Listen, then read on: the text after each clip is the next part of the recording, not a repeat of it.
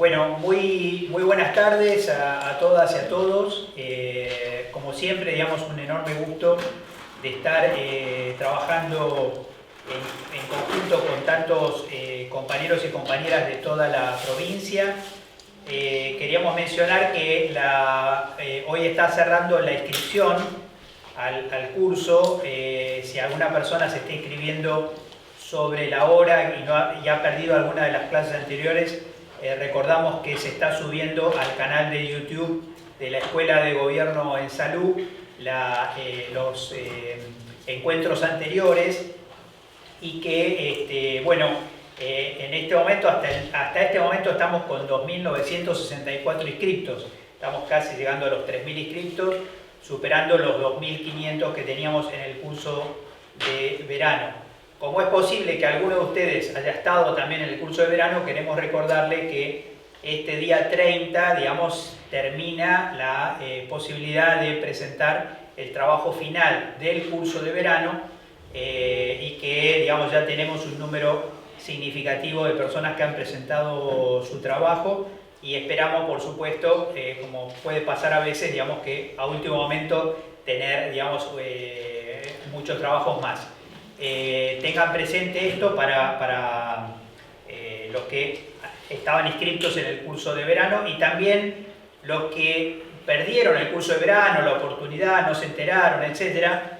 Tengan presente que a través de la plataforma virtual de la escuela, digamos, ustedes pueden hacer autoadministradamente el curso de verano, que se llama, digamos, Política de Salud Basada en Derechos. Ese curso ahora ya no se va a llamar de verano, obviamente, pero es un curso autoadministrado porque está todo filmado.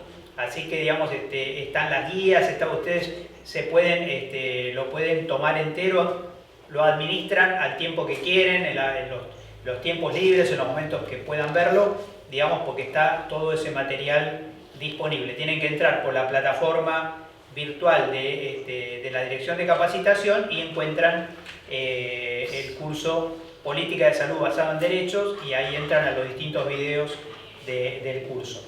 Esperamos o imaginamos que este curso, digamos, también vamos a hacer lo mismo para, al finalizarlo. Esta es una estrategia que utiliza el campus virtual de la UPS de Panamá, que es, una vez que los cursos terminan, se quedan colgados para que la gente los pueda seguir utilizando, los que no han podido ingresar en su momento.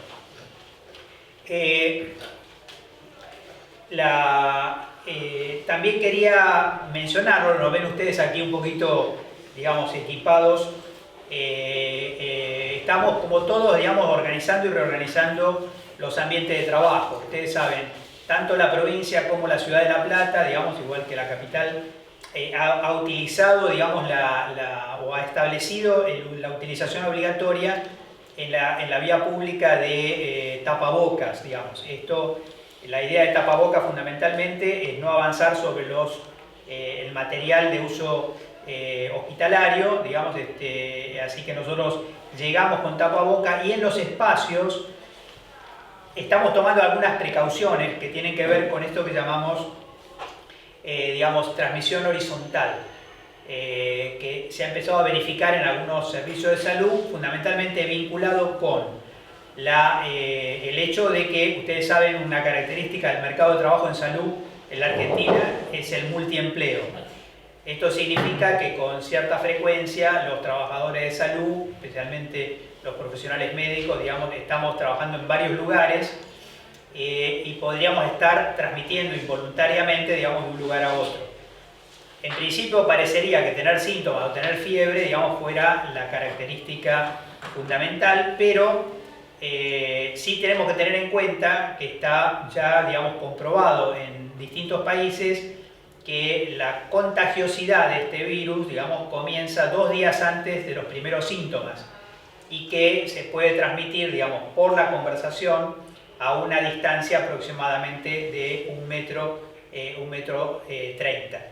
En ese sentido, nosotros hemos acordado aquí, digamos, que el que habla, el que va a estar hablando hoy, digamos, habla sin barbijo para poder proyectar la voz, y ustedes no van a escuchar nada, pero, digamos, los demás estaremos utilizando barbijo mientras alguno de nuestros compañeras en este caso, digamos, está hablando, y es una norma que hemos tomado aquí, digamos que si uno trabaja solo o trabaja a una distancia, a esta distancia social, puede trabajar sin barbijo, pero si trabaja a una distancia menor por X motivo, debe hacerlo con barbijo. Esperamos que esto pueda resultar útil, y en este sentido la responsabilidad social, digamos, es que el tapaboca no reemplaza, se agrega a todas las otras medidas que ustedes ya conocen, o sea, toser o estornudar sobre el pliegue del codo, el uso de gel. Ustedes van a ver aquí el gel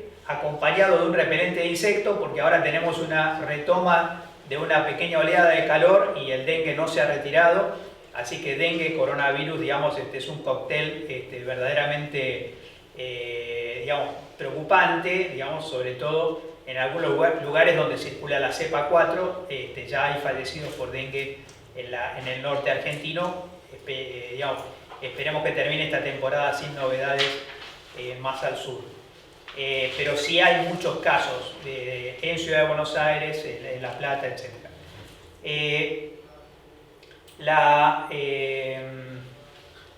En este sentido, digamos, lo que pedimos especialmente o sugerimos es el hecho de que ustedes informen a las direcciones de personal, si trabajan en el sector público, digamos, si tienen un segundo empleo en un lugar donde hay pacientes con coronavirus, digamos. Esta información es una información estratégica, no es para discriminar a nadie, pero resulta clave que poder administrar esto, digamos, porque todos estamos más preparados para defendernos de un paciente, entre comillas defendernos, digamos, de un paciente que sea sospechoso, que de un compañero de trabajo. Entonces, creo que es un llamado digamos, a una actitud solidaria entre compañeros de trabajo, tomarse la temperatura todos los días antes de salir de la casa, y utilizar tapaboca, digamos, para evitar la diseminación. Por supuesto, la diseminación de un presintomático es menor, porque al no tener síntomas no hace aerosol, digamos. Pero esto es más o menos lo que sabemos hasta ahora de este virus, que no es tanto la letalidad lo que asusta, sino la contagiosidad. Es por el momento uno de los virus con mayor contagiosidad de la historia de la humanidad. Esto es lo que estamos viviendo en este momento.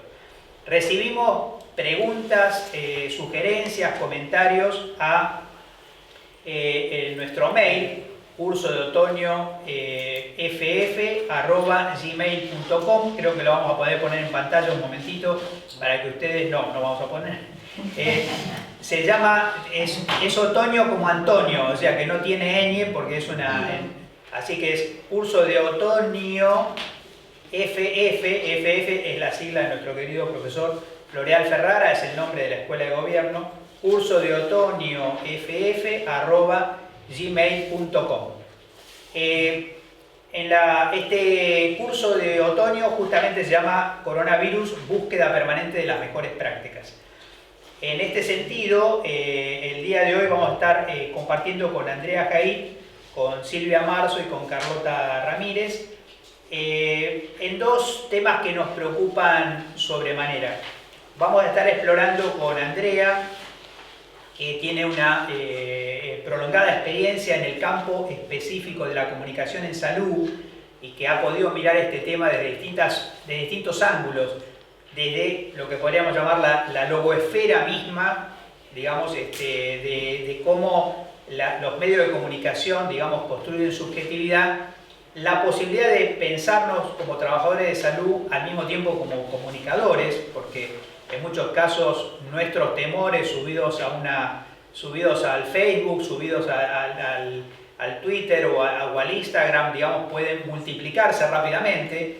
Creo, por ejemplo, no sé, la angustia de una médica argentina en la Lombardía ha tenido quizá más impacto sobre la subjetividad de los trabajadores de salud que las noticias que llegan por los medios oficiales. Así que digamos que hay que pensar que tenemos una responsabilidad como trabajadores de salud, porque la gente nos escucha de una manera distinta que la opinión, digamos, incluso a veces que la opinión periodística. También, lo digo en forma genérica, cuando nosotros vamos a estar analizando hoy, digamos, la perspectiva con perspectiva de género, digamos, lo que significa derechos en términos de salud reproductiva, es porque hay una gran preocupación respecto a un cierto retroceso, y voy dejando, porque ustedes ya pueden empezar a hacer preguntas a nuestro mail, digamos que vamos a dedicar la última parte a eso, es porque ha habido, podríamos decir así, lo digo lo más suave que puedo, digamos, en situaciones de crisis hay cosas no del todo bien zanjadas que algunos aprovechan para hacer retroceder. Uno de ellos son los derechos en salud sexual y reproductiva, que vamos a estar explorando el día de hoy, digamos. Nos enteramos por distintos mecanismos de hospitales que deciden, digamos, que la mujer vaya a tener su parto sola, digamos, elementos de violencia obstétrica justificados por el coronavirus, digamos. Creemos que no se trata, digamos, de un celo por el coronavirus, sino también de que algunos ven la oportunidad de retroceder, digamos, en términos de derechos que a lo largo del tiempo, digamos, costó mucho instalar. Así que estos dos temas probablemente de cómo funciona el resto de los servicios de salud, el coronavirus no puede tapar el resto de la problemática de salud, y justamente uno de los frentes más importantes es este frente que históricamente conocíamos como materno-infantil o salud de la mujer, niño, adolescente, digamos, en ese campo. No quiero extenderme más porque tenemos, digamos, poco tiempo. Este curso, ustedes saben que es de una hora 30, digamos, todos los días. Volvemos a agradecer, como siempre, a Telesalud, digamos, que nos ofrece desde Nación las condiciones para poder contactarnos en este momento con casi 3.000 compañeros en toda la provincia. Ya estoy soñando con 13.000, pero por ahora son 3.000. Y voy directamente a pedirle a Andrea, digamos, que nos ayude un poco a ver desde la perspectiva de la comunicación social cómo viene esta construcción, digamos, desde la información, desde la educación a los trabajadores de salud, cómo está circulando esta idea de comunicación, y si la comunicación está, digamos, produciendo salud o produciendo lo contrario, o las dos cosas, según cómo está circulando.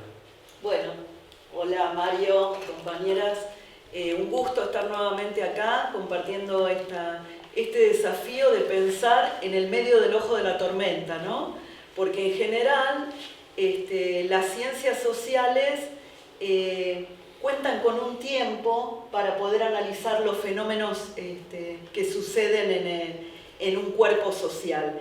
En este caso nosotros tenemos estas circunstancias específicas, que es que en el medio de esta contingencia estamos viendo lo que nos sucede, ¿no?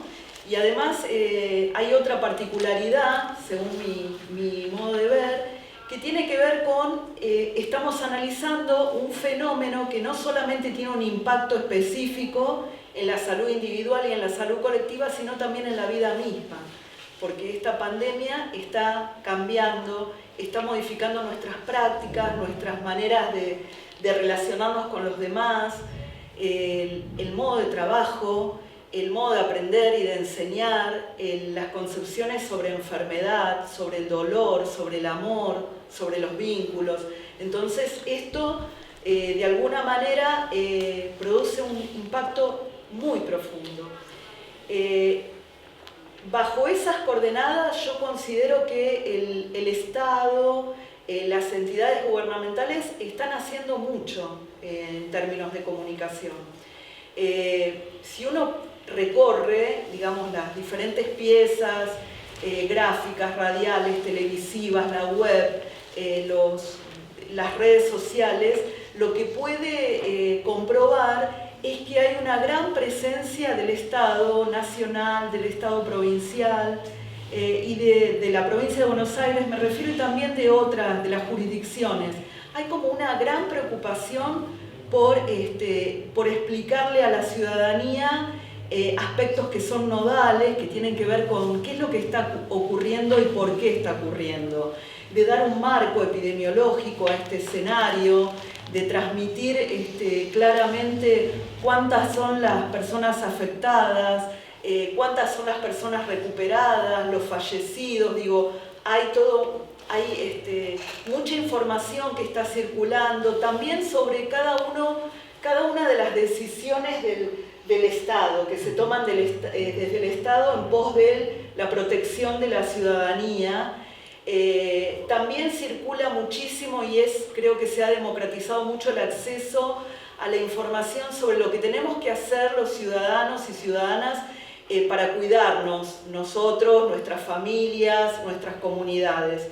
Creo que uno no podría cuestionar el nivel de trabajo, el nivel de importancia adjudicada, hecha a acto, respecto de la comunicación. Ahora bien, los medios de comunicación, en una época en donde nosotros no tenemos experiencia directa del mundo, toda la experiencia que tenemos en esta aldea global es una experiencia mediada. Yo sé lo que sucede con la pandemia, la magnitud que está teniendo, conozco las recomendaciones oficiales siempre a través de ese mundo mediado.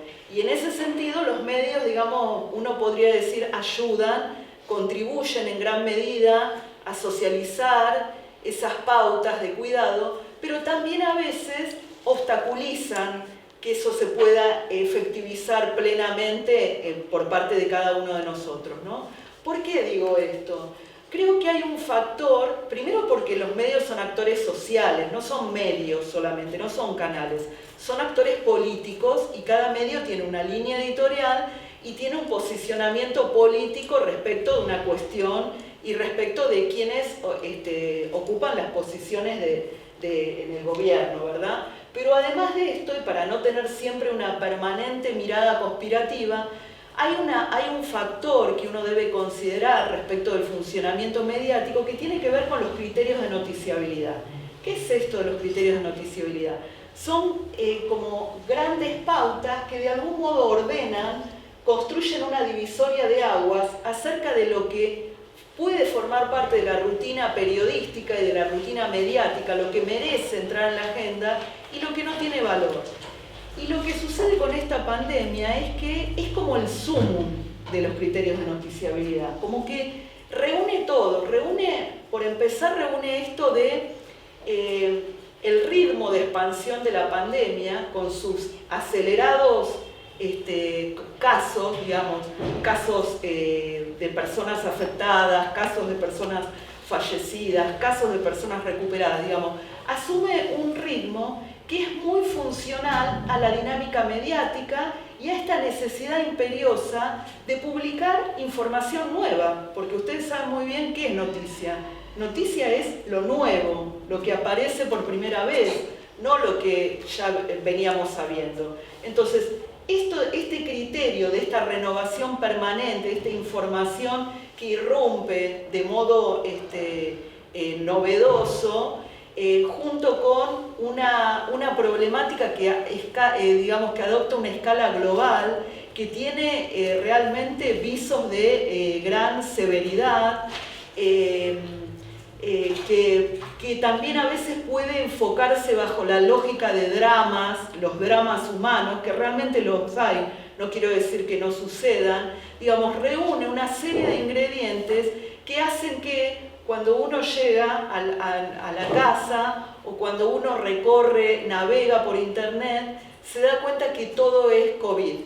No quiero decir que esto no sea una circunstancia inusual en nuestras vidas, que ha irrumpido de modo brutal. Pero digo, hay una permanente, digamos, hay una permanencia del tema y además hay algunos rasgos que uno puede observar de esa cobertura que tienen que ver con, a veces, la abundancia o el extremo uso, el permanente uso del término contagio en lugar de transmisión, lo cual puede sugerir que hay víctimas y victimarios.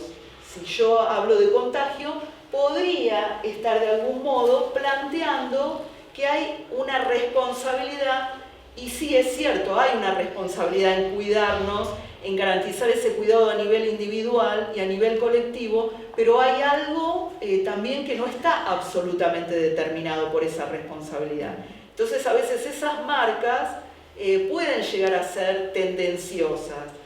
Y después también estaba recorriendo trabajos y hay algo que me pareció sumamente interesante, que era la metáfora bélica de la pandemia, ¿no? Esto de hacer énfasis permanente en mencionar ese enemigo insidioso y silencioso que nos acecha, lo cual también parecería sugerir que hay una guerra que hemos entablado y en donde la guerra también plantea posiciones encontradas, posiciones de beligerancia.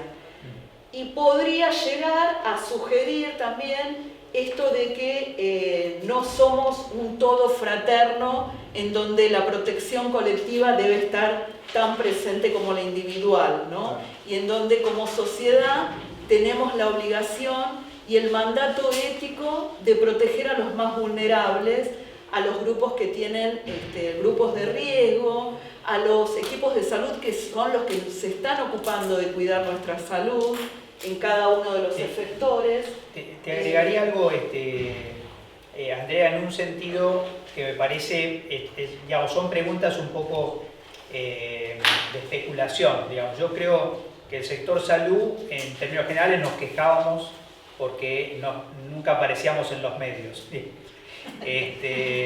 Bueno, vamos a retirar esa queja, definitivamente, digamos, y ahora estamos de una manera, digamos, a veces saturada, a veces apabullante. Entonces, hay dos, por un lado, digamos, yo creo que también está, que cuando uno escucha comunicadores sociales que no son, digamos, que usan su propio estilo de comunicación para comunicar estas cosas, a veces lo hacen de una forma que uno no le gusta verse espejado ahí, pero en términos generales lo que podríamos decir es que si los medios no hubieran existido, difícilmente el acatamiento social, digamos, a las medidas de gobierno también hubieran podido llegar, incluso por lo que vos decías. O sea, yo me asusto por lo que pasa en Italia, en España o en Estados Unidos, porque los medios, no estoy allá, estoy acá. Ahora, la pregunta que es un poco especulativa, digamos, y es casi como preguntarte tu opinión es,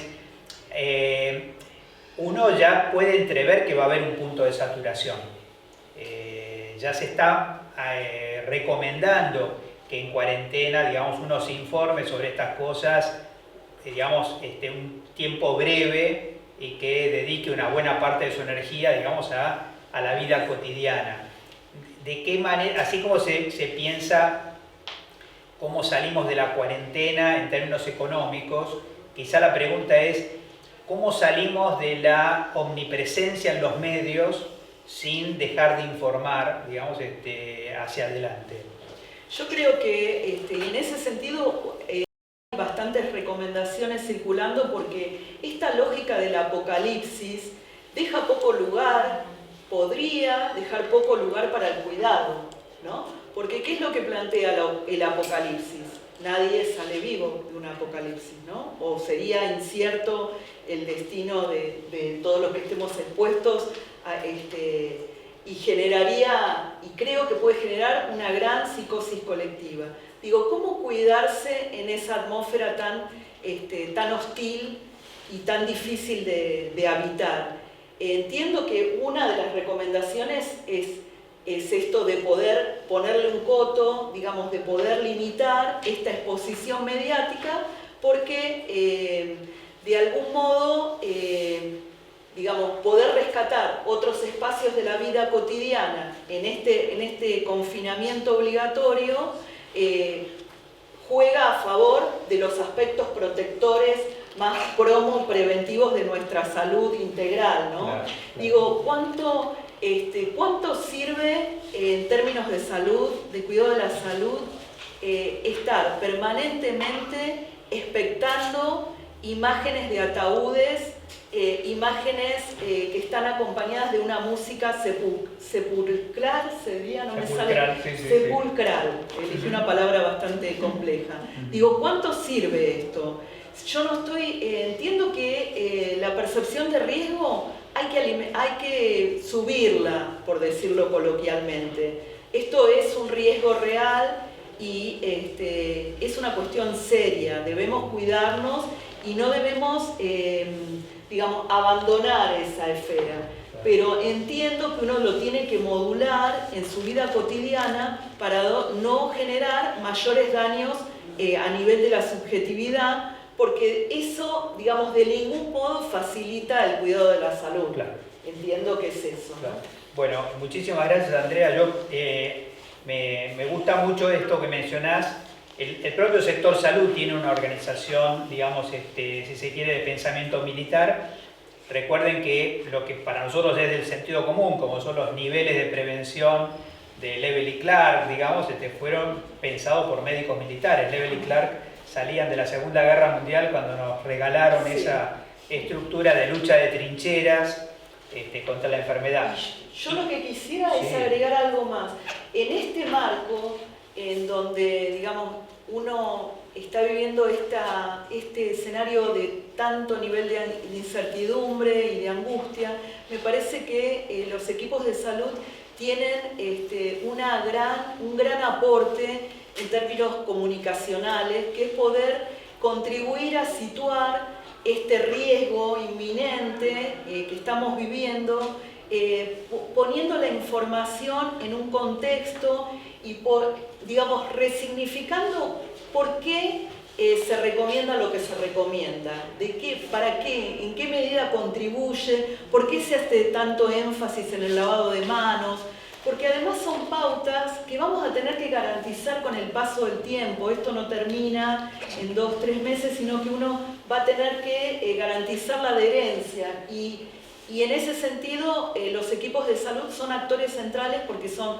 sumamente valorados por la población y porque es nuestro trabajo también, garantizar la adherencia a las pautas de cuidado de la salud. Totalmente. Como reemplazar una estructura explicativa simple, como es la guerra, digamos, puede ser difícil, por lo menos a nivel especulativo. Me gusta, le da hasta un sentido más terapéutico, hasta un sentido más, digamos, ecológico, usar justamente las metáforas ecológicas, digamos, porque en realidad no son metáforas, lo real, o sea, hay una fuerte posibilidad de que una vez más el modelo, la forma, digamos, de cómo hemos desarrollado el sistema económico en el mundo nos haya hecho empujar la frontera entre especies, y eso ha generado el salto. Quiere decir que en parte es culpa nuestra también, en un sentido genérico, lo que está pasando. Y, digamos, y no sé si ustedes sienten lo mismo, pero por ahí, bueno, es una pregunta un poco colectiva, mientras seguimos esperando preguntas y volvemos después con Andrea y con todo el equipo aquí a contestar las preguntas de ustedes. A mí me da como una cierta esperanza de una forma nueva de convivencia el hecho de estos videos que aparecen ahora con los animales avanzando sobre territorios, digamos, para decirlo gráficamente, digamos, los lobos marinos están tomando Mar del Plata, digamos, y la verdad es que habría que preguntarse si los queremos echar, digamos, o queremos que se queden, digamos. Entonces, estamos viendo, digamos, de repente digamos, a los animales salir, digamos, de esa frontera imaginaria que habíamos generado antes, digamos, quizá sea el momento para un nuevo pacto, digamos, del ser humano con la naturaleza, que nos permita, digamos, minimizar el hecho de que a esta pandemia le siga otra, digamos, ¿no? Así que, bueno, quedamos entonces nos vamos a quedar todos aquí, así que estamos esperando preguntas de ustedes sobre este tema, sobre estas metáforas, sobre el rol del equipo de salud como comunicador, sobre el rol de los medios. Insisto, digamos, no podemos juzgar, digamos, en los extremos, ni favorables ni desfavorables, simplemente es otro contexto y le da una pandemia, incluso si uno lo compara con las históricas pandemias en el mundo, esta pandemia es la pandemia, digamos así, más comunicada a tiempo real de la historia de la humanidad, digamos. O sea, uno podría pensar en la histórica peste negra del siglo XV, del siglo XIV, si hubiera habido internet en esa época. Digamos. Ahora es una pandemia con internet, digamos, una pandemia única. Vamos a pasar para poder equilibrar el tiempo disponible, a preguntarle un poco a Silvia Marzo. Ella está en la Dirección de Salud Perinatal. En realidad arrancamos un poquito ya presentando el marco que nos interesaba, que es, nosotros veníamos empujando los derechos en términos de salud sexual y reproductiva. No estábamos conformes con la línea de base y sin embargo en algunos casos podría ser hasta incluso que estemos retrocediendo. Entonces, las preguntas que le comparto, y generalmente las comparto de a una, pero ahora para poder volver a ponerme el barbijo, las comparto las tres, digamos, sería ¿cómo empezamos y cuál es el estado actual, justamente cómo es este tema de la línea de base sobre la que estábamos? ¿Qué es lo que sabemos hasta ahora y cuáles serían las recomendaciones actuales? La organización de las consultas, digamos, de la atención obstétrica en general y de las consultas obstétricas esenciales en el marco de la COVID. Quiero solamente mencionar un detalle para que ustedes no tenemos datos argentinos todavía.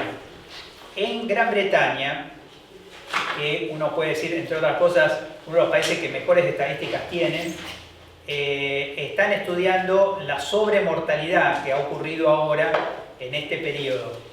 El gran impacto es que la mitad de la sobremortalidad, es decir, casos que se están muriendo este año, que el año pasado, para la misma época del año, no se morían, solo la mitad es por el coronavirus, digamos.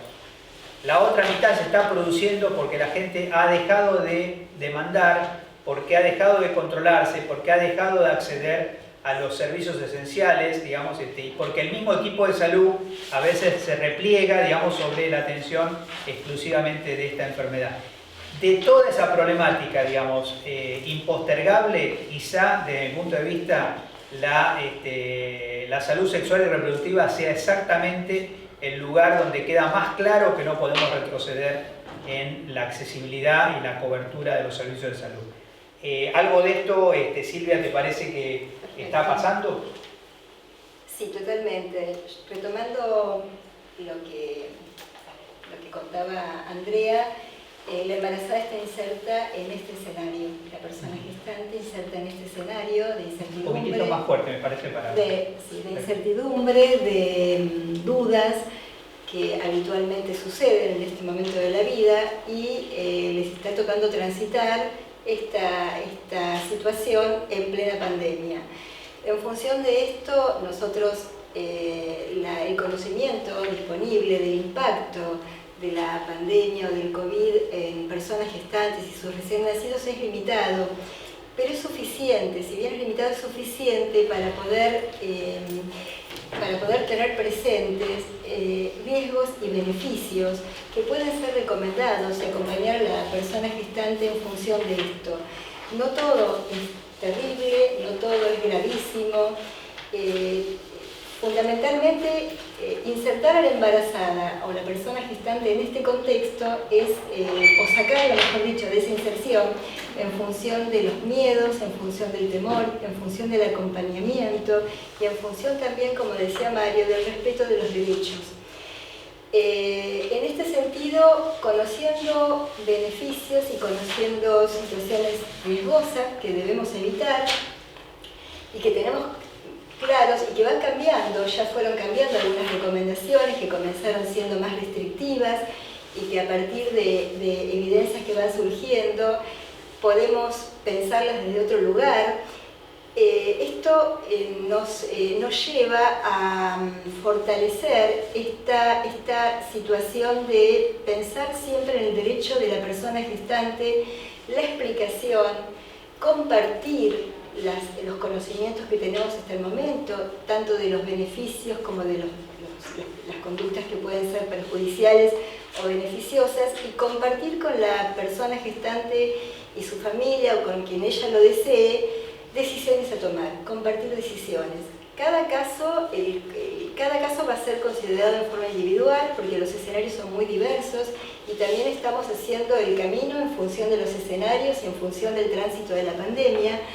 Pero desde este lugar garantizar fundamentalmente los derechos que vinimos trabajando y que no estaban totalmente fortalecidos y que estamos permanentemente intentando fortalecerlos, fundamentalmente en función del parto respetado, del acompañamiento de la paciente y también, como decía Mario, estas situaciones complicadas, desconocidas, preocupantes, amenazan contra algunas prácticas, claramente, porque si bien tenemos que reducir el número de personas que estamos compartiendo espacios, tenemos que evitar las consultas en los servicios de salud, tenemos que estar protegidos, se crea todo un imaginario donde finalmente la persona que tiene más acceso a la salud es la que es portadora de síntomas compatibles con COVID y en ellas incluyo a la persona gestante.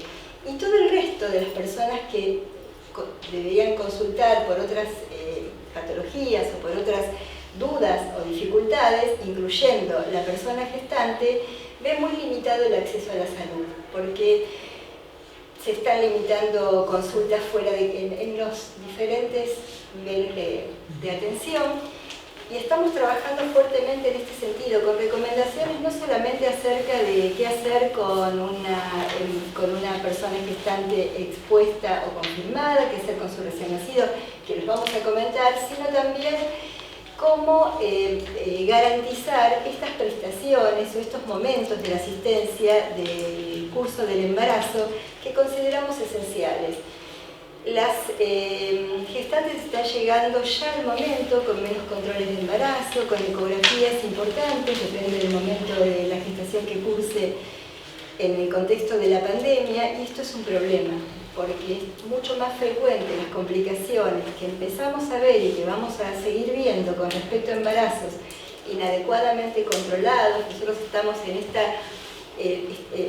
íbamos por el camino de fortalecer y a veces la OPS también estaba en pensamiento de aumentar los 5 controles mandatorios o considerados como adecuados del embarazo. En el momento que aparece el COVID y nos dice, bueno, hagamos una reducción, no hagamos consultas innecesarias, y en esto todo, si uno no lo ordena de manera, con este razonamiento lógico y con este pensamiento que me suma mucho el pensamiento de Andrea de lo apocalíptico y de lo bélico, se nos complica. Entonces nuestro enfoque es fundamentalmente por supuesto, seguir las recomendaciones y seguir el conocimiento actual y el futuro acerca del impacto del COVID en la persona gestante y su recién nacido, pero hay algunas evidencias que son obviamente tomadas de las publicaciones de los países que han pasado por esto, de la serie de los gestantes y recién nacidos de China, de otros países del mundo, que sí nos permiten tomar conductas que no se desvinculan, que son protectoras en función del COVID y que no se desvinculan o que se acercan en función de la protección de los derechos. Por ejemplo, nosotros sabemos que la evidencia disponible no ha demostrado que la persona gestante curse una enfermedad de características más graves o de mayor impacto que la población del mismo grupo etario. También de estas series estudiadas y publicadas de unas cortes de gestantes y niños, vimos que no hay evidencia de transmisión vertical al momento, ni tampoco de transmisión a través del pasaje por el canal de parto. No hay evidencia de transmisión del virus a través de la lactancia materna, de la leche materna. El contacto piel a piel tampoco parece ser una amenaza, y son todas conductas favorecedoras que depende de dónde uno se pare y mire, y cómo mire al enemigo viral, se comporta con la persona gestante. En función de esto, las recomendaciones generales son la vía de parto. La vía de parto es un tema que especialmente Mario nos preocupa a todos, porque nosotros estamos atravesando desde hace un tiempo y en una escalada casi sin poder detenerla, de un ascenso de las cesáreas fuera de la indicación formal. La vía del parto en el contexto del COVID debe ser la que corresponda por la condición obstétrica. De ninguna manera nosotros consideramos que debe utilizarse el COVID para finalizar un embarazo con una operación cesárea si no es estrictamente indicada desde lo obstétrico. Al igual que la lactancia materna, con respecto a la lactancia materna está recomendada. Iniciamos las recomendaciones siempre sostuvimos que los beneficios de la lactancia materna son superiores a los riesgos en una enfermedad que no ha demostrado transmitirse a través de la leche materna. En este sentido pasamos por recomendaciones que actualmente las fuimos, en realidad no sé si modificando, sino justamente compartiendo con las gestantes, con las familias, en función de que permitir o ofrecer a la gestante que pueda amamantar a su bebé en contacto directo, o sea, darle el pecho concretamente, bajo estrictas normas de seguridad y de higiene, como es el lavado de manos, la ropa limpia, la higiene de su cuerpo, la utilización de un barbijo quirúrgico, en todo momento que lo viste con ella, también la internación conjunta, incluyendo las mamás sospechosas o confirmadas de COVID, si la condición clínica de la mamá lo permite y ella puede estar internada en una habitación común, el aislamiento que es general para el resto de las poblaciones, un aislamiento idealmente habitacional, con su bebé junto a ella, amamantarlo si ella lo desea, toda vez que la mamá tenga que retirarse el barbijo, alejar al bebé o llevarlo a la neonatología mientras la mamá está comiendo, por ejemplo, en algún momento que necesita quitarse el barbijo, pero no esto de la separación per se por definición, porque no hay evidencia para hacer recomendaciones tan estrictas. El contacto piel a piel con respecto al momento de las consultas obstétricas y no obstétricas. En función de las consultas no obstétricas de una gestante, es importante la recepción en los diferentes niveles de atención donde ella consulte, que sea realizado un triage como en el resto de la población y que siga el camino que cada institución pudo determinar. Algunos será el mismo camino que el consultorio febriles, otros harán circuitos separados, pero siempre bajo el cuidado. Te quería preguntar un poquito en esta parte, justamente porque una de las preocupaciones que hemos empezado a ver como consecuencia un poco de la reacción o a veces la sobrereacción de los servicios de salud es la reducción de consultorios y en algunos casos, cosa que venimos aquí peleando sistemáticamente, es que algunos municipios incluso han cerrado centros de salud, digamos, y trasladado el personal a los hospitales. Nosotros creemos que desde el punto de vista, digamos, del buen manejo de la salud de la población en este momento no necesitamos menos, sino necesitamos más atención primaria, incluso probablemente más que la línea de base que la que teníamos antes, porque quizá esta sea una oportunidad para definitivamente que todos los problemas de seguimiento, todos los problemas crónicos, todos los problemas que innecesariamente se atienden en los hospitales o se venían atendiendo, pudieran ser trabajados, digamos, en los centros de salud con esta nueva forma de organizar, digamos, los servicios de salud, que es casi dividir entre febriles y no febriles, digamos así. Así que en términos generales está claro que las embarazadas no son febriles, digamos, y esto resulta importante. Hasta hemos tenido compañeras diciéndonos deberíamos fortalecer en las residencias de obstetricia, digamos, la obstetricia comunitaria, igual que tenemos enfermería comunitaria, etc. Y lo otro, dado que justamente lo comentaste, digamos, a todos los fines prácticos, digamos, en nuestra permanente lucha contra las cesáreas innecesarias, que también lo hemos estado comentando aquí, sobre todo en el curso de verano, la cesárea aumenta los riesgos en vez de reducirla, si acaso uno se quisiera proteger, digamos, del COVID, digamos. Hay más personal involucrado, hay más gente involucrada, más gente en el quirófano, digamos, riesgos quirúrgicos, es decir, una serie de factores que indican que la cesárea nunca es una alternativa a un parto normal y espontáneo, ¿verdad? Totalmente de acuerdo. Y por el contrario, la cesárea programada en el contexto de COVID, no de una patología obstétrica, puede aumentar también el número de prematuros límites. Y acá no solamente tenemos el problema de que ya el prematuro límite es un problema, sino que la sintomatología mínima que presente un recién nacido en función de su edad gestacional o de situaciones, adaptaciones a la vida postnatal que en la cesárea tienen una situación especial, el recién nacido va a presentar un síntoma que, si es hijo de una mamá positiva o sospechosa, va a ser interpretado como COVID, porque así debemos hacerlo. O sea, el recién nacido es asintomático y se lo trata como tal, y no se realiza pesquisa virológica mientras permanezca asintomático.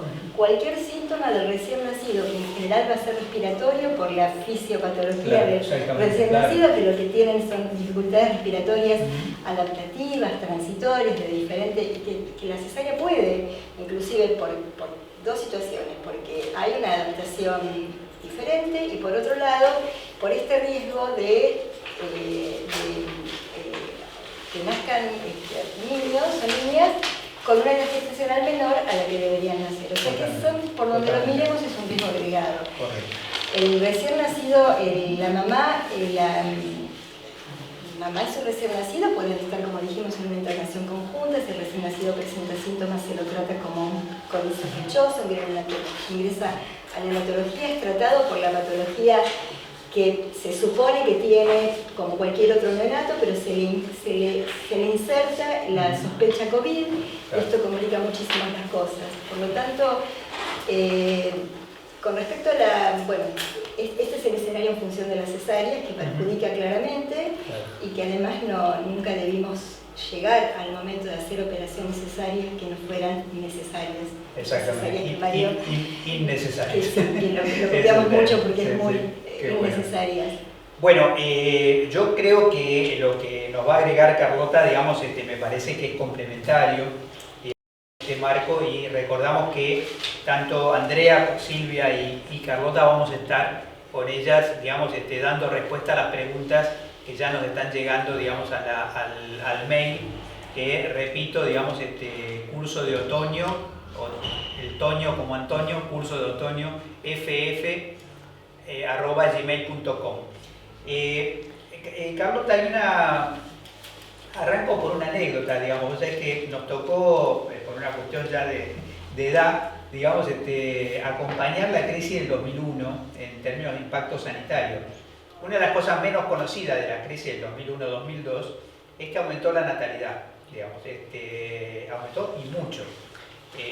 Hoy, en este momento, digamos, estos últimos años la natalidad venía bajando, y entonces hay algo que uno se puede preguntar también. Cuando se habló del baby boom en Estados Unidos, hubo en algunos lugares vinculación con un apagón muy prolongado, digamos.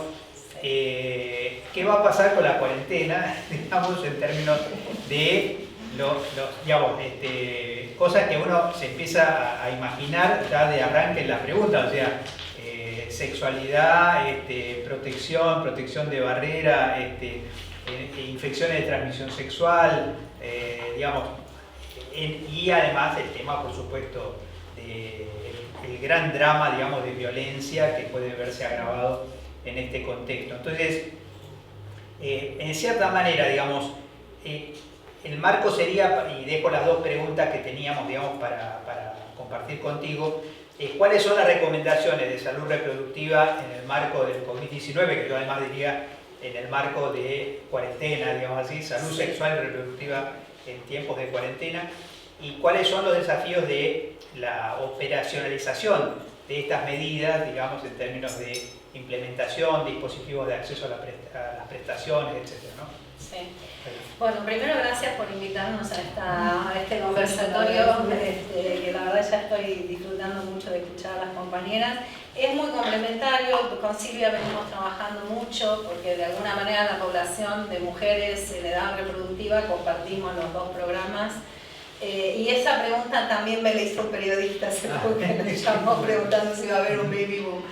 Las recomendaciones básicamente tienen que ver con considerar que siguen un poco las recomendaciones de la OMS, de los colegios médicos, digamos, de los organismos internacionales, que son prestaciones esenciales la de salud sexual y reproductiva, sobre todo lo que refiere al acceso a métodos anticonceptivos y la interrupción legal del embarazo, que tienen, digamos, hay varias complejidades en el tema de la salud reproductiva y no reproductiva, como decimos, porque en general desde el programa atendemos más a las mujeres que están tomando decisiones para no concebir en un momento particular de la vida, quizás en un momento tuvieron hijos o los tendrán más adelante, pero hoy deciden no procrear y en ese sentido se cuidan o por distintas situaciones tienen un embarazo no elegido, que es una sorpresa y si se enmarcan dentro de la norma solicitan la interrupción.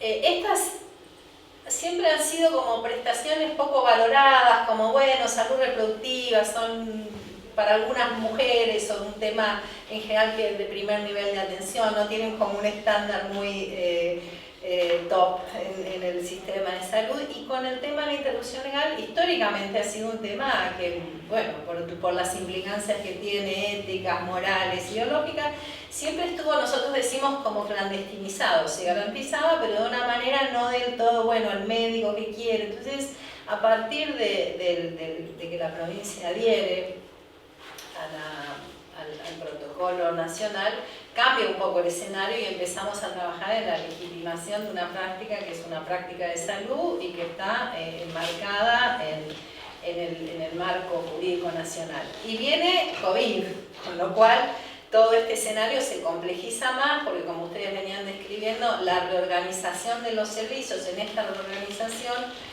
el acceso a métodos y la interrupción legal del embarazo, que en general es una prestación el 80% en el mundo y en nuestro país es entre el 80 y el 85% de las interrupciones se realizan durante el primer trimestre. Las mujeres que no quieren continuar con un embarazo, inmediatamente que tienen un atraso superior, enseguida consultan. En general a 7-8 semanas consultan. Quienes demoran más en consultar son las adolescentes, sobre todo las más jóvenes, las de 13-14 años, que en general son productos de violaciones, no saben cómo abordarlo en su familia, entonces cuando llegan al sistema de salud llegan con gestas avanzadas, pero en general un 20% son situaciones que se pueden resolver en el primer nivel de atención de manera ambulatoria. La provincia hizo una compra de misoprostol a través del laboratorio de Santa Fe, del laboratorio público, o sea que las condiciones estarían, pero como vos decías, bueno, hay servicios de primer nivel que están cerrados.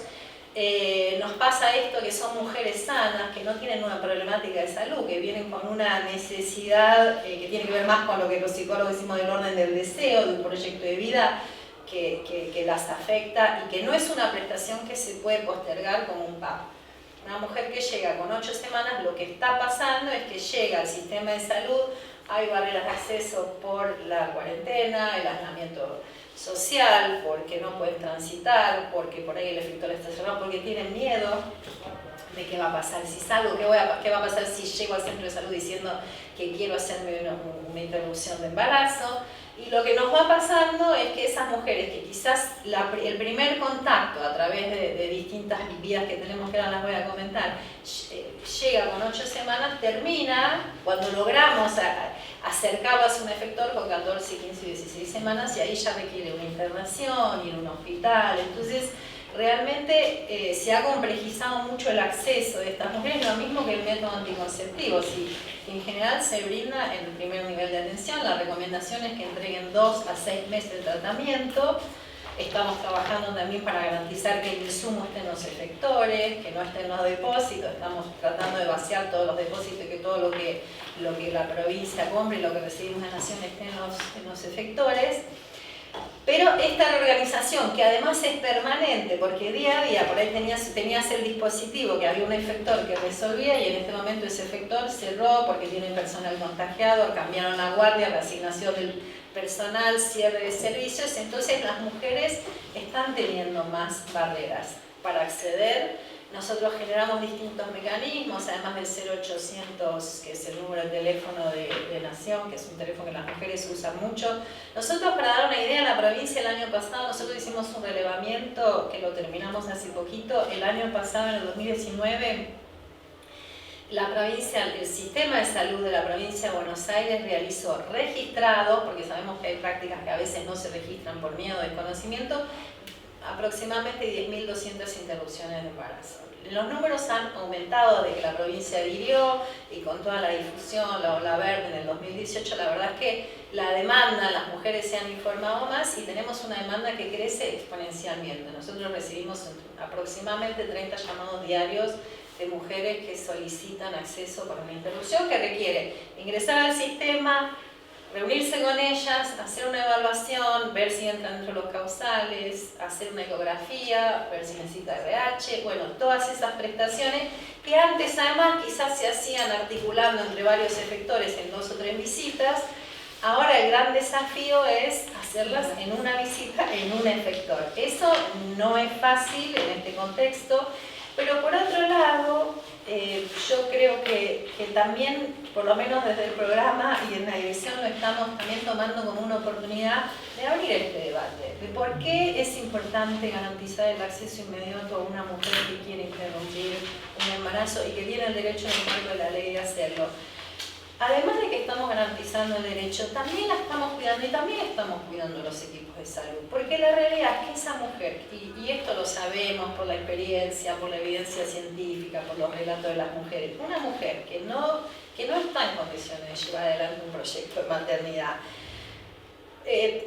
va a buscar cómo resolverlo, se va a exponer y va a terminar llegando posiblemente a un centro de salud que vamos a tener entonces ya con más casos de COVID, ojalá que no, pero que ya sabemos que la demanda es sostenida, y además vamos a tener abortos sépticos llegando, o embarazos no planificados sin controles, o sea que no solamente tiene que ver, creo, con garantizar el derecho de las mujeres, sino también con cuidarnos entre nosotros y cuidar el sistema de salud, reorganizarnos y pensarnos cómo cuidar, y ahí también retomo un poco esto de las metáforas bélicas, ¿no? Donde creo que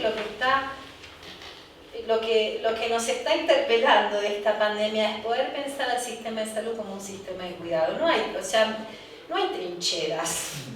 A mí cuando escucho que estamos en la trinchera, entiendo el sentido, es un lugar muy difícil en este momento de mucha exposición, pero en realidad lo que creo que esta pandemia nos ofrece es la posibilidad de pensarnos como un sistema de cuidados al sistema de salud, de cuidado hacia la comunidad. Y otra cosa que quiero rescatar del tema de la salud reproductiva es que, bueno, por la manera, por esta historia que decía recién de que ha sido un proceso de demanda de las mujeres organizadas y que todo lo que sucedió en el 2018 con la discusión en el Congreso, hay redes de organizaciones colectivas territoriales muy organizadas que son las que han venido, como las socorristas en red, que son las que han venido muchas veces resolviendo el problema por el sistema de salud. Y algo que está pasando en este momento es que estamos articulando mucho en el territorio con la comunidad y estamos teniendo un diálogo que creo que a la larga, más allá de que posiblemente no podamos resolver todo lo que quisiéramos poder resolver en este momento, también está construyendo un vínculo con la comunidad, con las mujeres organizadas, que tenemos un diálogo, hemos implementado un formulario de acceso donde las mujeres que tienen preguntas pueden comunicarse con el programa a través de un formulario Google que les llega por WhatsApp, que circula en las redes y es una manera muy operativa y muy conmovedora. A veces lo que las mujeres nos dicen, no se olviden de nosotras, pero también que está construyendo vínculos con la comunidad, que me parece que también es la oportunidad de romper esta sensación que tenemos a veces de el equipo de salud y la comunidad como confrontados, ¿no? Como si estuviéramos en la trinchera, estamos cada uno de lugares distintos. Y realmente estamos trabajando muy bien a nivel territorial, con los referentes locales, con los equipos y con la comunidad organizada con la que estamos dialogando y que nos ayuden también a identificar dónde están los problemas, cómo podemos construir un diálogo. Por eso creo que si bien es un desafío muy grande, Creo que tenemos una oportunidad acá, que por lo menos estamos trabajándola, incluso articulando mucho con salud perinatal, entendiendo que las mujeres son las mismas mujeres, que a veces quieren continuar, a veces necesitan interrumpir, y los equipos de salud también son los mismos. Nosotros tenemos, digamos, en este momento ya todos los compañeros y compañeras que nos van siguiendo saben, ya tenemos varias preguntas, tenemos una pequeña pausa que es del orden de los 4 o 5 minutos, digamos, para estimular las preguntas, digamos, y yo ya de por sí estaría dejando una para que me parece que puede ser para todos, que es, evidentemente nosotros tenemos, digamos, el hogar, digamos, la familia, la casa, es el lugar que en términos generales asociamos con acogida, digamos, con afectos, etc. También puede ser el origen de problemas sociales y problemas de salud muy específicos, que tiene que ver con violencia contra la mujer, violencia con los niños, violencia familiar, abuso, violación, etc. Y los dispositivos históricos tienen que ver con separación, tienen que ver con aislamiento, con judicialización de esas situaciones. Pareciera que todo eso está entre paréntesis en tiempo de cuarentena. Entonces, digamos, me parece que puede resultar interesante que reflexionemos después cómo los servicios de salud agudizamos el ojo en este contexto donde probablemente haya desestímulos para denunciar, desestímulos para trabajar en toda esta problemática de embarazo adolescente, bueno, todo lo que hemos estado comentando hasta ahora. Entonces, en este momento o en este minuto, digamos, hacemos unos 4 o 5 minutos de intervalo, un poquito para pensar todo esto que hemos estado compartiendo, y bueno, aquí vamos a estar esperándolos, digamos, con las preguntas. Algunas ya han llegado, las vamos a estar circulando en este pequeño intervalo, y esperamos más preguntas de parte de ustedes. Si no llegamos a contestar todas las preguntas, no se enojen, porque las vamos a ir digamos, contestando un poco por orden de llegada, pero también este curso continúa, así que, digamos, que cualquiera de las compañeras que se queda con alguna pregunta interesante, digamos, puede también acercarnos ideas o sugerencias, porque todas las preguntas al llegar por mail nos llegan con nombre y apellido y les podemos devolver también ese mensaje aún en tiempo diferido. Hacemos entonces un pequeño intervalo aquí, 5 minutos, y regresamos por este mismo canal.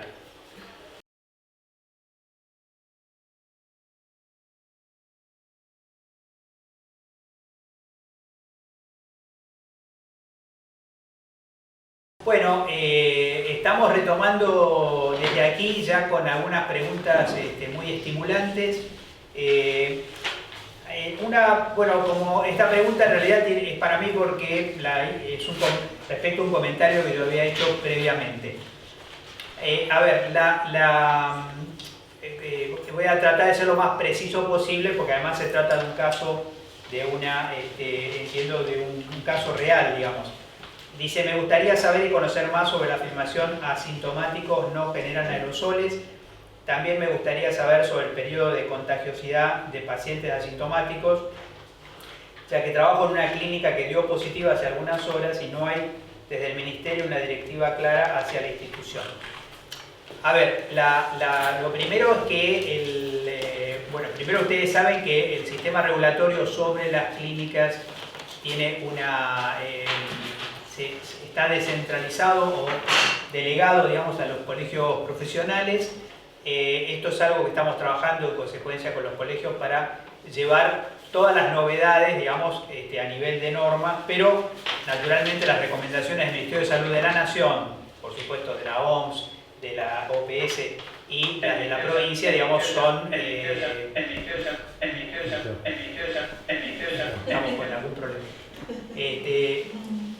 Te decía que todas las recomendaciones técnicas que están en este momento no son leyes, digamos, pero definitivamente tienen un peso. Les voy a comentar simplemente lo que sabemos por la bibliografía internacional. Está más o menos establecido a partir desde la primera etapa, llamémoslo así, en el sudeste asiático, en China, Corea, que los pacientes pueden ser contagiosos a partir 2 días antes de la aparición de los primeros síntomas. ¿Esto qué quiere decir? Entonces, sería contradictorio con decir que los asintomáticos no generan aerosoles, no es lo que estamos diciendo. Lo que estamos diciendo es que generan aerosoles de alta proximidad. Quiere decir exactamente lo que estamos haciendo acá, o sea, no más de 1 metro, y el aislamiento social se refiere a eso. Justamente por eso estamos, digamos, con cierta seguridad en la circulación cuando estamos a lo que se llama distancia social. Es más o menos a cuánta distancia las microgotas de la respiración y de la fonación se proyectan, digamos. Ahora, cuando uno tiene tos, se proyecta hasta 2,5 metros, y cuando tiene un estornudo se puede proyectar hasta 7 metros. Y mucho más cuando se va a intubar un paciente, digamos, donde la producción de aerosoles es muchísimo más intensa. Entonces, cuando uno está viendo esto, digamos, hay que tener en cuenta todo esto junto para señalar que ya hay que tomar precauciones desde antes, digamos, con la posibilidad de que haya contagiosidad previa.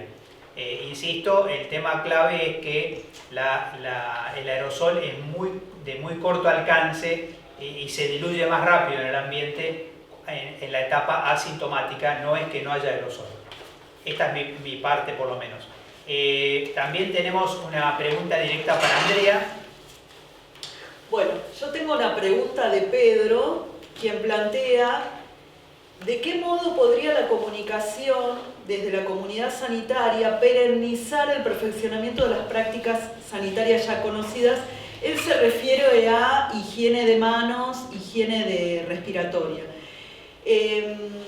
Me parece sumamente interesante esta pregunta, porque plantea, de algún modo, en qué medida se pueden transformar las prácticas sociales. Y la verdad es que, por suerte, las prácticas de cuidado pueden ser transformadas.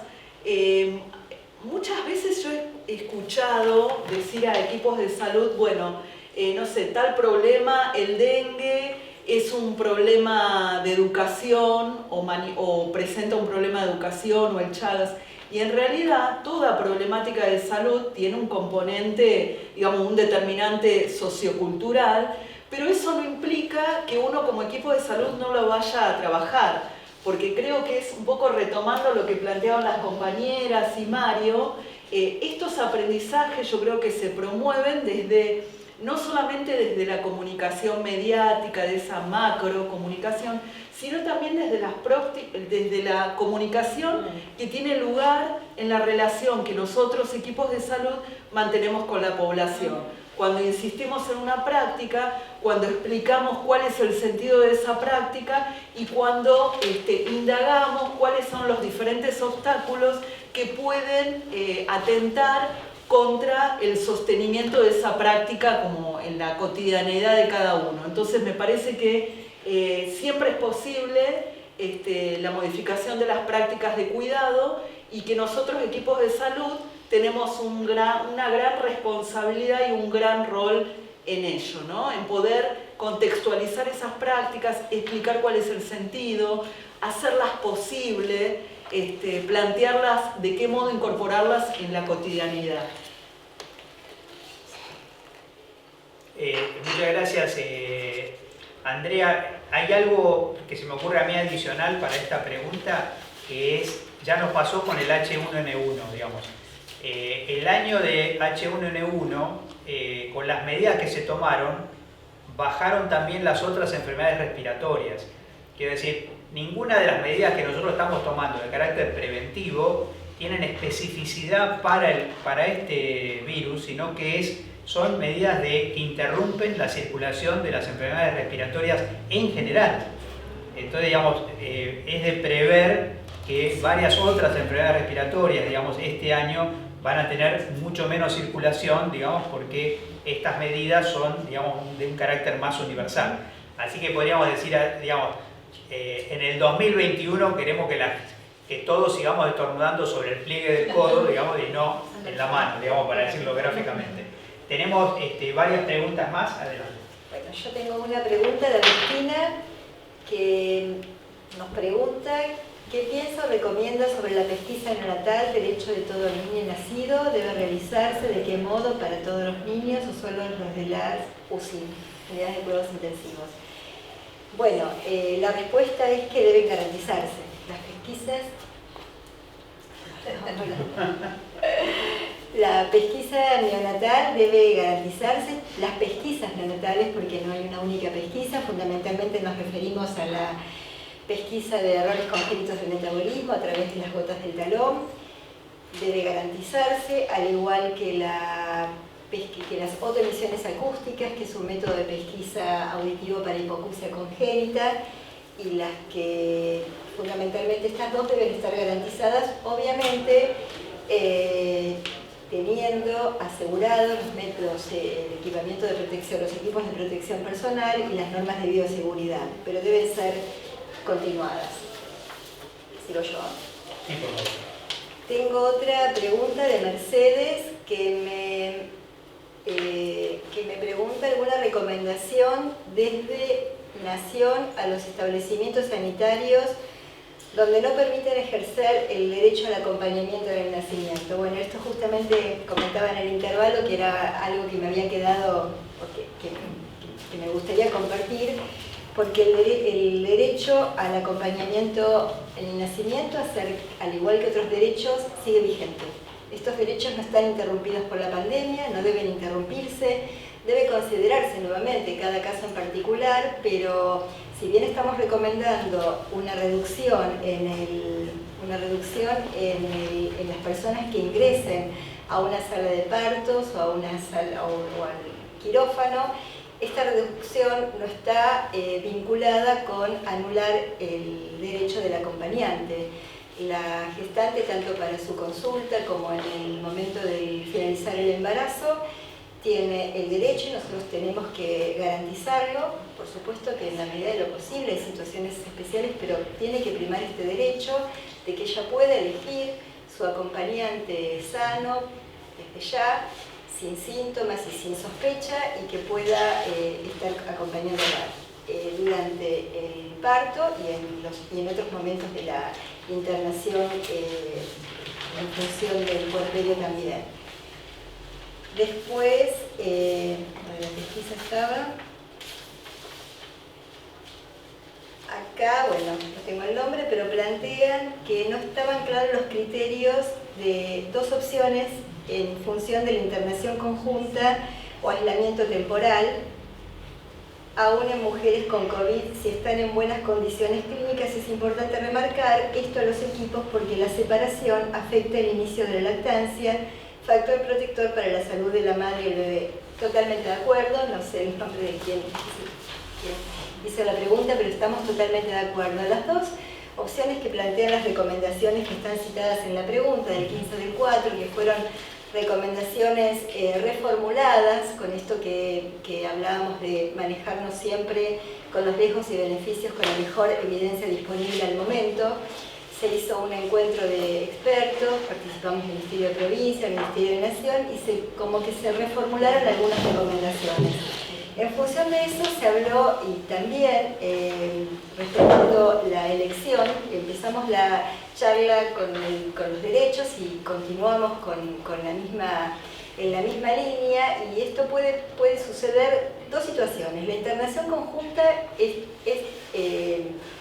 no es riesgosa si se toman las medidas de bioseguridad adecuadas. Por otro lado, en cuanto a la posibilidad de las elecciones y las decisiones compartidas de algunas recomendaciones que fueron cambiadas y que en algún momento estuvieron controvertidas, en un escenario que estamos haciendo camino al andar, la opción que plantea la norma es si la paciente se siente más segura que su bebé esté en neonatología, en una incubadora, esto es aceptable. Y también puede suceder en función de las características de las instituciones. Y hay instituciones que son salas que no permiten una distancia entre paciente y paciente de 2 metros como mínimo. En función de estas situaciones están planteados los dos escenarios en cuanto a la internación conjunta. Pero la internación conjunta, justamente por el vínculo, por el apego, por el contacto piel a piel, con bioseguridad, con higiene, están recomendadas. Así que la internación conjunta es nuestra primera recomendación, y esto ha cambiando en función de la elección de la paciente. Después tengo otra, a ver esta, esta es la misma, y esta creo que las consultas que no... En la introducción afirmó que la pandemia contribuía a incrementar la violencia obstétrica en nombre del COVID, bueno, un poco como empezamos, qué organismos podrían ser implementados para evitar esta vulneración de los derechos, las mujeres sanas que van a parir en este contexto y frente al alejamiento de las consultantes que no acuden a las instituciones, las y los profesionales están acercando de modo remoto, telefónicamente, sí. Es correcto, todas estas las recomendaciones acerca de evitar, obviamente, de trabajar acerca de la no violencia obstétrica es potestad de los ministerios, de las direcciones, de los servicios en particular y de la comunidad de reclamarla. En ese camino estamos alineados.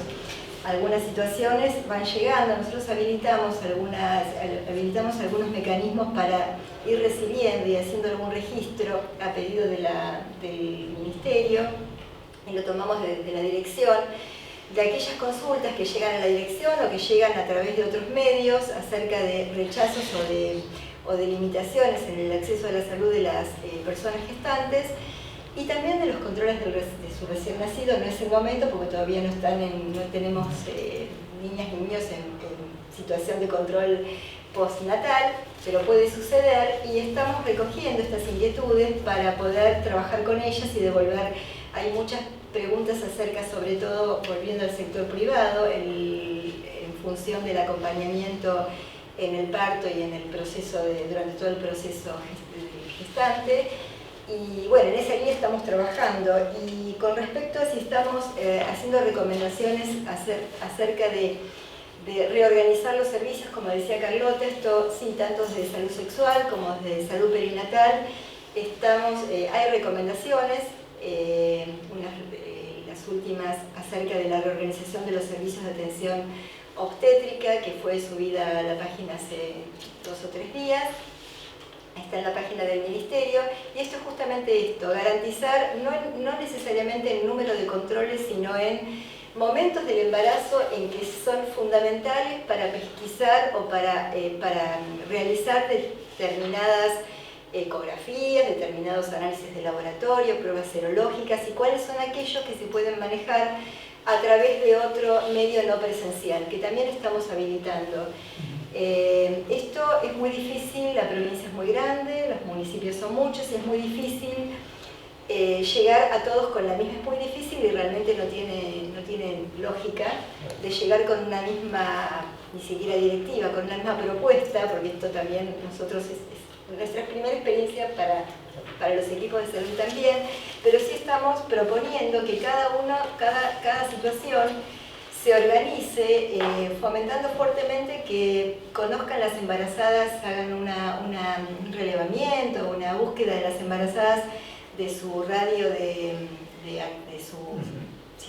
su población correspondiente a ese centro de salud, se puedan contactar con ellas y así se empiecen a delimitar los controles que son sí o sí presenciales, que sean turnos protegidos. En realidad es lo que estábamos comentando, que no hay mucha gente en los centros de salud, claro. Están bastante por el momento vacíos, entonces en esa situación no vemos el riesgo adicional, pero sí hacer el entrenamiento para cuando esto progrese y los pacientes COVID probablemente sean mayores, tener el entrenamiento de los centros de todos los niveles de atención, el centro de atención primaria, los hospitales de primer y segundo nivel que se ocupan del embarazo de mediano y alto riesgo, el bajo riesgo va a la atención primaria o la atención primaria de la salud, tener el entrenamiento de tener estos dispositivos y las comunidades vinculadas y evitar esto del abandono a la soledad, que para qué voy a llamar si no me va a responder, y no voy a ir por esto, que por ahí me enfermo de algo peor o me van a cerrar la puerta porque todo es COVID. Entonces, esos son los... Tendríamos entonces, me parece así en síntesis, digamos, estamos buscando flexibilizar todos los mecanismos, digamos, que sean de adecuación, pero, digamos, la utopía, digamos así, de retroceder cero en derechos, digamos, y en calidad de la prestación. En ese camino. Y quizá en ese punto también, yo por lo menos reforzaría como está, a veces vienen los medios, digamos, que va a venir, que va a venir, que va a venir este, que va a venir, hace también que la gente postergue consultas, para después, de un después que nadie sabe de qué después hablamos. En consecuencia, quiero señalar que la estrategia argentina para enfrentar la crisis es justamente cronificar, digamos. Entonces no nos pongamos en el lugar de esperar no sé qué cosa que va a venir después, sino que tomar la curva significa, literalmente hablando, estirarla. Esto significa que no podemos poner la vida entre paréntesis y los derechos entre paréntesis mientras la vida ocurre. ¿Tenemos alguna pregunta? Y además, bueno, había quedado pendiente un poquitito también este tema de la escena doméstica. Sí, y agradezco la pregunta, no tiene nombre, pero es una pregunta importante en este contexto, que es cómo una pregunta que no tiene nombre. Pero tiene respuesta. ¿Cómo se efectuó la entrega de misoprostol en la provincia? Porque en Chascomús no contamos con esa medicación en ningún CAPS. Esto es muy importante porque estamos haciendo un mapa permanente. Voy a explicar cómo distribuimos el misoprostol. Se distribuyó en función de los reportes que teníamos de prestaciones y se hizo un ajuste por población porque, bueno, para ajustar un poquito, para garantizar que entre 2 y 3 meses todas las regiones sanitarias tienen insumos a disposición. Se hizo una primera entrega a regiones sanitarias, que son las que después tienen que distribuirlo a los municipios, pero también se hicieron distribuciones a algunos municipios que tienen una gran cantidad de CAPS o que tienen una gran cantidad de resolución de ILES, entonces para asegurar que llegara más rápido y no tener que hacer el circuito de las regiones, se distribuyó algunos municipios particulares, son unos 10, 12 municipios, creo, no me acuerdo exactamente, pero bueno, una cosa importante en este momento es que el insumo, el misoprostol, no debería ser una barrera de acceso, porque hay suficiente en la provincia, se compró cantidad para 4 o 5 meses, estamos haciendo una ampliación. El problema que tenemos es justamente que no es que va a todos los CAPS, porque no en todos los CAPS se realiza, no es como el método anticonceptivo que sí, a través de Remediar va a todos los CAPS, pero sí hay en las regiones. Entonces yo ya me llevo esta notita para ya cuando llegar a la oficina asegurarme que reciban el Chascomús, pero hay dos maneras en las que pueden acceder al insumo si no lo tienen, es o comunicándose con la región sanitaria o comunicándose directamente con nosotros.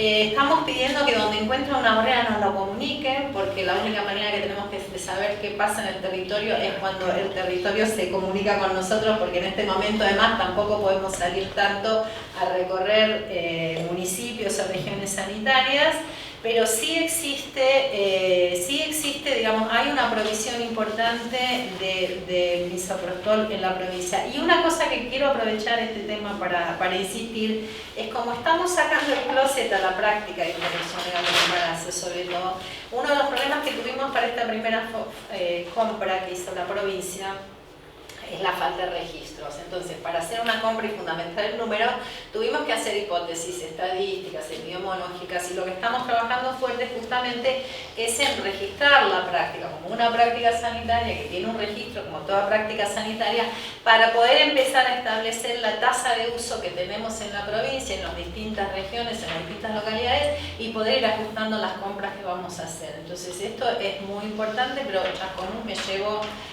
la demanda. Y una cosita más en relación al tema de la violencia, que es cierto, bueno, si vemos las noticias, aunque sea una vez por día, vemos el aumento de femicidios. Nosotros lo que sí empezamos a visibilizar con más crudeza, diría, es el tema de los adolescentes, que son quienes llegan más tarde a la consulta porque tienen menos recursos por su momento de la vida, porque dependen más de los adultos, porque tienen miedo, y sí estamos trabajando muy fuerte en la articulación con otros sectores, sobre todo con justicia, con desarrollo, para garantizar que además que a veces son niñas, hemos recibido últimamente muchas situaciones de niñas de 13 años con embarazos en curso o que vienen por un ILE, y tratar de acompañar esos procesos a esas niñas que están en una situación muy frágil, en un contexto muy difícil, pero que los organismos, justamente los ministerios, estamos tratando de fortalecer esas articulaciones más que nunca,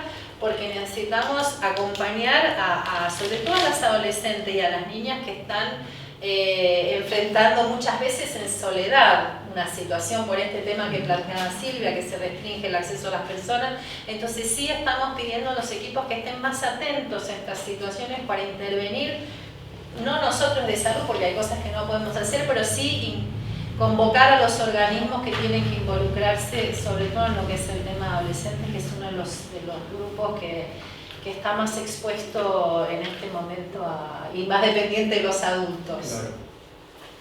Bueno, agregaría esto también el tema mismo de que muchos adolescentes y jóvenes, llamémoslo así, recientemente emancipados, pero que tenían que ver con ingresos inestables, digamos, han tenido que volver a sus casas, digamos, lo cual podría incluso también aumentar la conflictividad familiar, o en algunos casos, digamos, también por hacinamiento, por la cantidad de personas que viven ahora en espacios pequeños, etc. Además del tema que nosotros como provincia tenemos que trabajar, que es el tema de las comunidades, llamémoslo así, comunitarias, digamos, en sectores populares que no tienen condiciones para cuarentenarse en su propia vivienda, digamos, ¿no? Así que, digamos, evidentemente acá se está abriendo un conjunto de problemáticas que vamos, seguramente las que podemos las atajamos ahora y las otras las estamos documentando para poder enfrentarlas, digamos, al plazo más breve posible. Han quedado preguntas, digamos, sin contestar, naturalmente, porque han llegado ya sobre la hora, y yo, digamos, lo dejé para el final, digamos, primero porque probablemente se trataría de una noticia un poquito de intimidad aquí en la escuela, en el propio Ministerio de Salud. No quería previamente dejar de agradecer, digamos, la presencia de nuestras, no digo invitadas de hoy, digamos, sino invitadas de siempre, participantes de este espacio. Todos somos compañeros hoy en el Ministerio de Salud de la provincia. Señalar que hemos, me parece, alcanzado el objetivo que nos habíamos planteado para este encuentro, que es conceptualizar el impacto de las medidas cuarentenarias en las esferas de la comunicación social, de la vida cotidiana, contrastando con los riesgos de subdemanda, subatención o retroceso de derechos en otros campos o problemas de salud. Creo que hemos recorrido un poquito esto. Y quería mencionar simplemente que nosotros, digamos, como equipo de gestión, digamos, ya con alguna experiencia previa en el Ministerio de Salud de la Nación, hemos tenido el privilegio de compartir con un querido amigo, digamos, que fue viceministro, Federico Caschi Fuloni, digamos, quien hubiera normalmente sido parte, digamos, de nuestro equipo por una demanda específica del PAMI, digamos, ha estado colaborando hasta último momento con esa institución, y que a una edad extremadamente joven, digamos, ha fallecido, digamos, la semana pasada, y queríamos nada más que hacer llegar nuestras profundas condolencias, digamos, a sus amigos, a todos los amigos que tiene en este ministerio, digamos, y a sus compañeros de militancia, de lucha durante tanto tiempo. Federico ha sido un adalid del campo de la ley de salud mental, digamos, ahora últimamente también con la problemática de la tercera edad, y también respecto al tema de la soberanía sanitaria, respecto fundamentalmente a la dependencia que nuestro país ha ido teniendo en relación al tema de digamos, insumos importados y los laboratorios, las patentes, todo lo que curiosamente y paradojalmente, digamos, el coronavirus ha puesto ahora sobre la mesa, digamos, y todos estamos compartiendo. Así que, digamos, queremos hacer llegar desde aquí un abrazo a su familia, un abrazo a todos los compañeros y compañeras que le han conocido y que nos hemos honrado con su amistad. Así que estamos completando hoy nuestra actividad. Nos volvemos a encontrar el próximo martes a las 13:30 por esta misma vía. Vamos a pasarle las preguntas que han llegado luego del tiempo, digamos, a las compañeras a las que está dirigido, y, digamos, esperamos por una gentileza de ella, digamos, les vamos a devolver a ustedes la respuesta o los comentarios, si no es una respuesta, digamos, de las inquietudes, porque queremos que este curso sea también un canal de comunicación abierta para todos y todas. Extrememos las medidas, cuidémonos, la salud del personal de salud es para nosotros, digamos, una prioridad. Nos tenemos que cuidar en las prácticas sanitarias y también de esta transmisión horizontal para que el multiempleo no se nos vuelva una bomba de tiempo contra nuestras propias medidas de seguridad. Un abrazo y hasta el próximo martes.